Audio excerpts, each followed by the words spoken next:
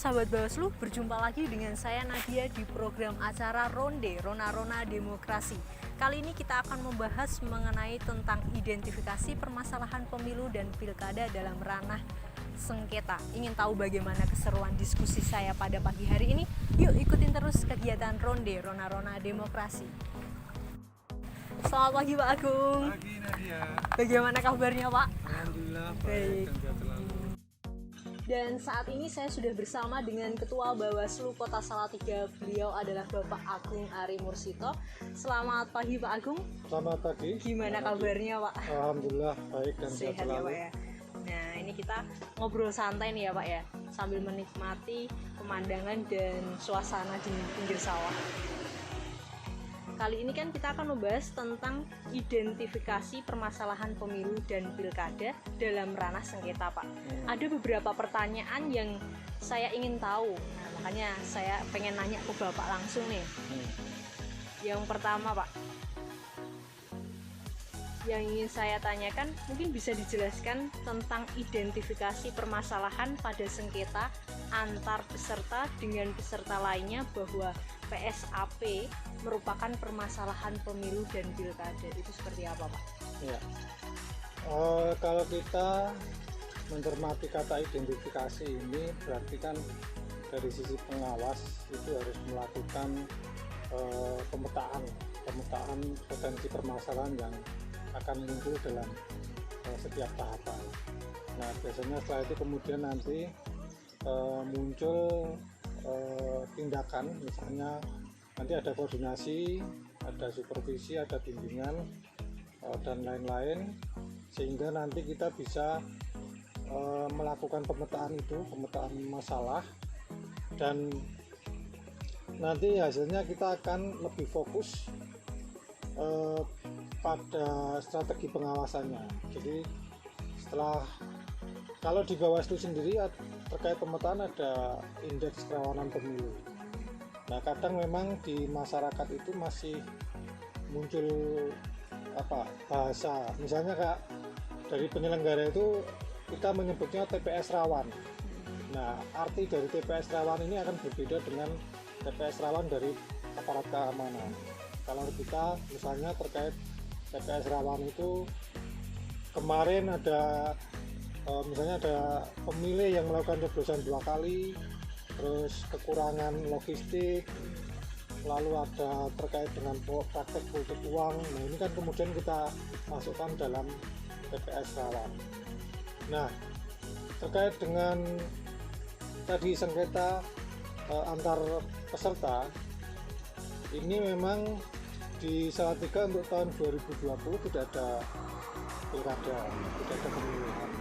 Artinya bahwa kita bisa melihat hal-hal permasalahan itu dari kabupaten lain. Misalnya kalau sesuai dengan data dari buku yang diterbitkan oleh Bawaslu RI, Jawa Tengah itu pada pemilihan 2020 kemarin tertinggi, ada 10 kasus. Ya, misalnya Kabupaten Sidoarjo ada. Jadi memang terkait dengan antar peserta ini biasanya terjadi pada tahapan kampanye. Nah misalnya di Kabupaten Sidoarjo itu terkait dengan jadwal kampanye ya. Jadi waktu itu ada kasus seharusnya paslon A, kemudian paslon B ternyata juga melakukan kampanye. Nah ini kan kemudian diselesaikan oleh Panwascam di salah satu kabupaten Sidoarjo. Nah terkait dengan identifikasi sendiri, memang kita harus melihat apakah sudah sesuai dengan aturan yang ada, regulasinya seperti apa, atau misalnya belum diatur dalam regulasi itu. Nah ini kan juga menjadi bagian dari nanti identifikasi terhadap potensi permasalahan sengketa. Begitu. Menarik Pak, yang baru saja Pak Agung sampaikan tentang permasalahan pada sengketa. Nah, saya ingin menanyakan lagi Pak tentang macam-macam pelanggaran. Kalau tidak salah ada beberapa macam ya Pak ya tentang pelanggaran itu. Mungkin bisa dijelaskan Pak? Administrasi, yang pertama mungkin administrasi. Oke. Nah terkait misalnya pelanggaran administrasi ini berkaitan dengan mekanisme, tata cara, prosedur seperti itu. Jadi misalnya administrasi untuk pencalonan misalnya itu jadi syarat yang harus dipenuhi oleh caleg ini apa saja. Ketika kemudian ada sesuatu yang tidak sesuai, nah kemudian dari pihak pengawas akan memberikan saran perbaikan atau rekomendasi. Nah, kemudian kalau misalnya terkait dengan pelanggaran pidana, pelanggaran pidana ini sudah diatur dalam Undang-Undang Pemilu di pasal 488 sampai dengan 553. Nah, ini macam-macam jenisnya ada di situ, termasuk politik uang, kemudian mencoblos 2 kali, terus apalagi ya, merusak surat suara, mengganggu jalannya proses itu, pengawas tidak mengawasi kotak suara dalam keadaan tersegel yang dikirim ke tingkatan di atasnya. Ini juga sebuah pelanggaran pidana. Kalau pelanggaran kode etik ini berkaitan dengan sumpah janji kita sebagai pengawas saat sebelum menjalankan tugas. Jadi misalnya terkait profesionalitas, integritas, kemudian kemandirian, ini semuanya sudah diatur dalam peraturan DKPP tentang kode etik itu sendiri. Terus kalau sengketa antar peserta dengan penyelenggara, Pak? Kalau sengketa antar peserta dengan penyelenggara itu misalnya terkait dengan, saya kembali mencontohkan terkait dengan pencalonan ya. Jadi misalnya ada satu parpol yang kemudian dilakukan verifikasi oleh KPU, ternyata ketika melakukan verifikasi faktual ada beberapa kendala, sehingga kemudian dari pendukung dari parpol ini ada yang kurang. Nah, ini parpol sebenarnya bisa memberikan reasoning atau alasan ketika kenapa kemudian tidak bisa mencukupi jumlah keanggotaan. Nah, kalau sesuai dengan aturan itu kan 1/1000, 1/1000 dari jumlah penunjuk. Nah, di Salatiga kemarin waktu pemilu batas minimalnya ada 186, karena kita hampir berapa, 185.000 penunjuk ya, sekitaran itu. Jadi anggota yang jumlah minimal itu 185.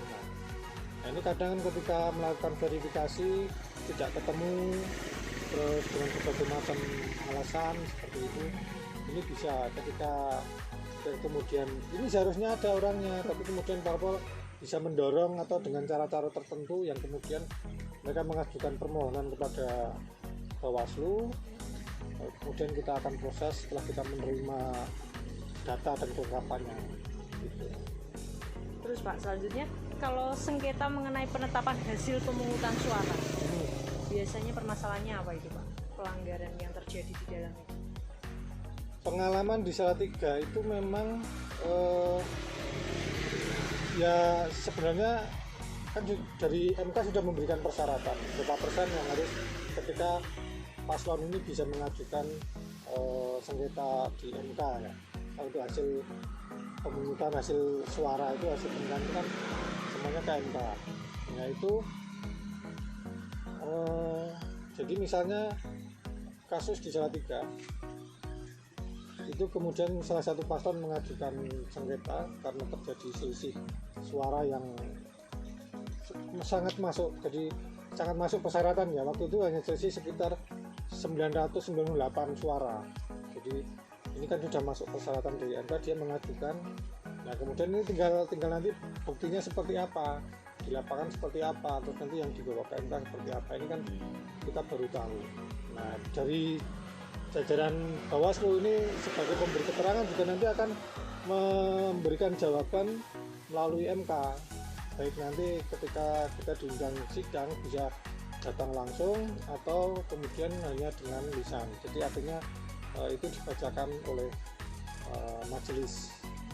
Nah ini tergantung dari surat tugas dari Bawaslu RI, apakah kita diizinkan untuk memberikan keterangan langsung atau cukup secara tertulis. Nah, kalau tadi kita sudah paham tentang jenis pelanggaran, sekarang tentang identifikasi permasalahan pada sengketa antar peserta dengan penyelenggara yang merupakan permasalahan pemilu yang terjadi dengan ketentuan wajib, Pak. Kan ada beberapa unsur, Pak, kalau nggak salah ada subjek, objek. Nah, unsur-unsur itu mungkin bisa dijelaskan, Pak. Yang pertama dari subjek. Kalau dari subjek yang bisa mengajukan untuk permohonan sengketa itu ada parpol untuk pemilu ya. Iya. Pemilu bisa bakal parpol. Jadi ketika ini masih, kalau parpol itu kan berarti yang kemarin sudah ikut dalam kegiatan pemilu. Kalau bakal parpol ini kan berarti parpol baru yang kemungkinan dia masih mendaftar di Kemenkumham. SK belum datang, misalnya belum keluar, ini mereka masih proses seperti itu bisa. Kemudian paslon atau bakal paslon itu juga bisa. Kemudian ada caleg, ini bisa dari anggota DPR, DPRD provinsi, DPRD kabupaten kota, kemudian ada DPD, itu bisa mengajukan permohonan sengketa. Kalau objeknya itu sesuai dengan Perbawaslu memang dibatasi, jadi terkait dengan keputusan yang dibuat oleh KPU provinsi, KPU RI, KPU provinsi, kemudian KPU kabupaten kota, dan atau berita acara yang diterbitkan oleh mereka. Nah, selanjutnya kualifikasi objek final dan berakibat hukum, itu maksudnya gimana, Pak? Kalau final biasanya kan kita setelah proses di Bawaslu kan selesai, jadi dia tidak bisa kemudian melakukan upaya hukum lain. Jadi ada final mengikatnya ini kan wajib ditindaklanjuti oleh KPU misalnya, dan wajib ditindaklanjuti oleh tadi pemohon peserta pemilu. Itu harus yang sudah kita putuskan di dalam proses sengketa tadi, sudah diberikan putusan oleh Bawaslu, itu harus dilakukan. Nah, memang ada beberapa syarat kecuali terkait dengan verifikasi parpol, itu memang kita tidak mengikat, dan karena mereka masih bisa melakukan upaya hukum ke pengadilan tata usaha negara. Jadi misalnya seperti itu. Kemudian ada terkait dengan DCT, daftar caleg tetap, ini juga sama, itu juga tidak ada sifat mengikat dan final tadi, karena ada beberapa persyaratan yang terkait dengan mengikat final itu sudah ada ketentuan tersendiri. Pertanyaan selanjutnya, selain ketentuan wajib dari yang sudah Bapak jelaskan, apakah penanganan masalah pemilu dan pilkada masuk pada ranah penanganan pelanggaran dalam konteks ini pidana dan administrasi, Pak? Tadi saya jelaskan terkait dengan penanganan administrasi ya. Penanganan administrasi itu kan terkait dengan tata cara, prosedur, mekanisme. Kemudian terkait dengan itu kemudian ada putusan dari Bawaslu. Terkait dengan pelanggaran administrasi tadi sudah sempat saya singgung. Jadi misalnya kemudian nanti Bawaslu mengeluarkan sebuah putusan administrasi, itu bisa berupa teguran tertulis, bisa kemudian perbaikan administrasi. Nah, kemudian kalau misalnya dari pihak pemohon masih merasa tidak puas, itu bisa mengajukan koreksi juga. Jadi dalam jangka waktu satu hari kerja, dia harus mengajukan permohonan itu Bawaslu RI melalui Bawaslu provinsi misalnya. Koreksi itu kan ya dilakukan oleh pimpinan kami di atas, seperti itu. Kalau kemudian terkait dengan penanganan pidana, nah ini memang di kabupaten kota itu ada sentra gakumdu yang terdiri dari